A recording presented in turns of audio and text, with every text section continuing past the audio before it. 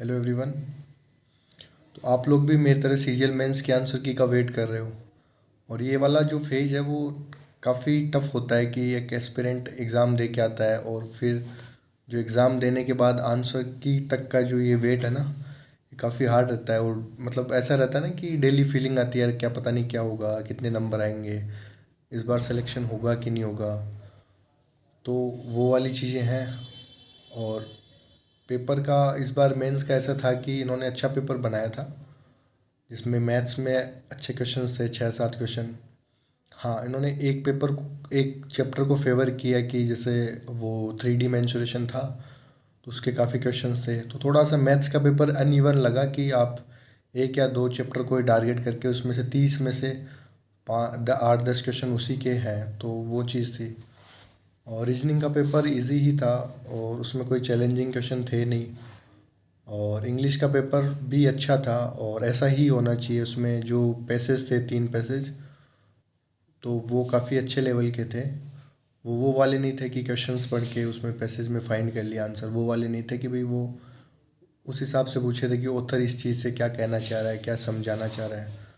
तो इंग्लिश का पेपर भी ओवरऑल अच्छा था। और जीके का भी, जीके का ऐसा कोई मतलब ऐसे कोई रैंडम क्वेश्चंस नहीं थे, जो कोर सब्जेक्ट थे उन्हीं से स्टेटमेंट बेस्ड वाले क्वेश्चन थे।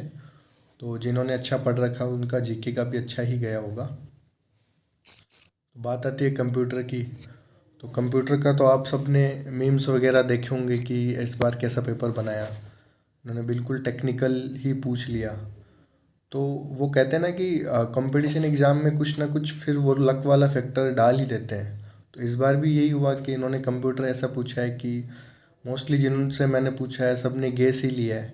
सब ने 8-10-12 क्वेश्चन जितने भी किए हैं, सब 2-3 क्वेश्चन ही ऐसे देखे देखे से लग रहे थे।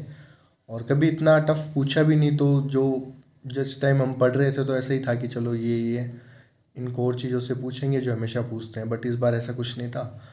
तो कंप्यूटर चैलेंजिंग था। तो अब चाहे पेपर कितना भी अच्छा हो, तो वो कंप्यूटर वाला फैक्टर रहेगा कि यार इसमें अगर पास नहीं हो तो शायद नहीं सिलेक्शन होना इस बार भी। तो ये चीज़ें हैं। तो ये लक फैक्टर तो हमेशा रहेगा, ये छोड़ेगा नहीं आपको। कंपटीशन एग्ज़ाम में तो ये रहता ही है। तो इस बार जैसे सिलेक्शन नहीं होगा तो फिर वही है ना, सबको लगेगा नहीं पढ़ा होगा, नहीं तैयारी की होगी। बट नहीं पता ना, उनको नहीं बता सकते कि क्या चीज़ें रही है क्या नहीं है।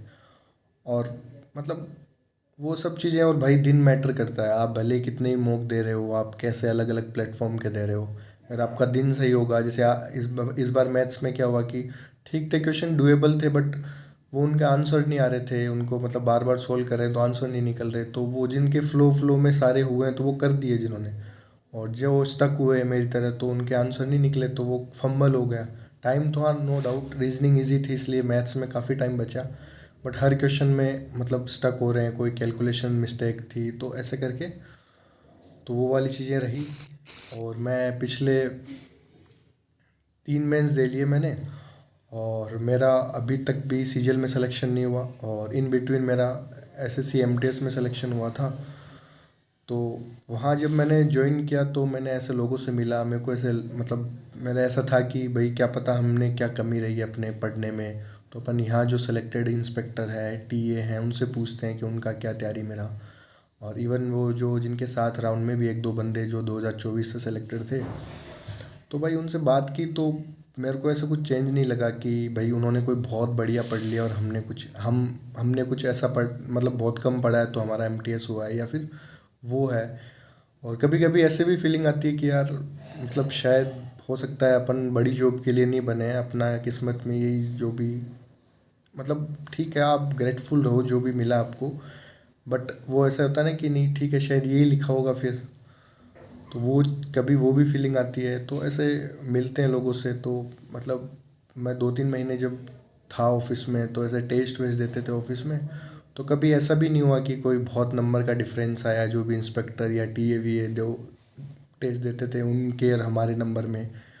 और प्री भी हमेशा हो रहा है, पता नहीं मेंस में क्या गलतियाँ हो रही है। कुछ ना कुछ रह ही जाता है। जैसे 2023 मेंस में जीके का अच्छा स्कोर था, इस बार 24 में मेरे 15-16 नंबर ही थे, तो वो फिर पूरा पूरा पेपर का जो टोटल स्कोर है वो बिल्कुल कम हो गया। तो कुछ ना कुछ 23 मेंस में मैथ्स में गलतियां कर दी, मैथ्स में बिल्कुल कम नंबर थे। तो इम्प्रूवमेंट है नो डाउट, 22 में 23 में हर नंबर में इम्प्रूवमेंट है, बट वो ना कि मतलब पता नहीं कब होगा, इस बार होगा कि नहीं होगा, और क्या पता फिर छोटी जॉब के लिए बने हैं, तो वो सब फीलिंग्स आती रहती है। और बाय प्रैक्टिस तो अच्छा प्रैक्टिस किया है, ठीक है, मतलब क्या ही बोले, मतलब जब ज्वाइन किया एज एमटीएस तो बहुत मतलब गंदी वाली फीलिंग आई कि यार भाई अपन ने भी तो ये सब कर रखा है, इवन इनसे ज़्यादा कर रखा है अपन ने, तो फिर अपन क्यों इसी में अपन क्यों सेलेक्ट हुए हैं भाई, अपना क्यों नहीं सीजल हुआ।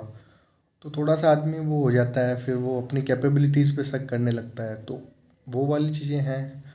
और कंपटीशन एग्ज़ाम में बहुत लक फैक्टर और दिन का बहुत वो मैटर करता है भाई, कि आपका दिन बढ़िया होना ही चाहिए। तो वो सब चीज़ें हैं।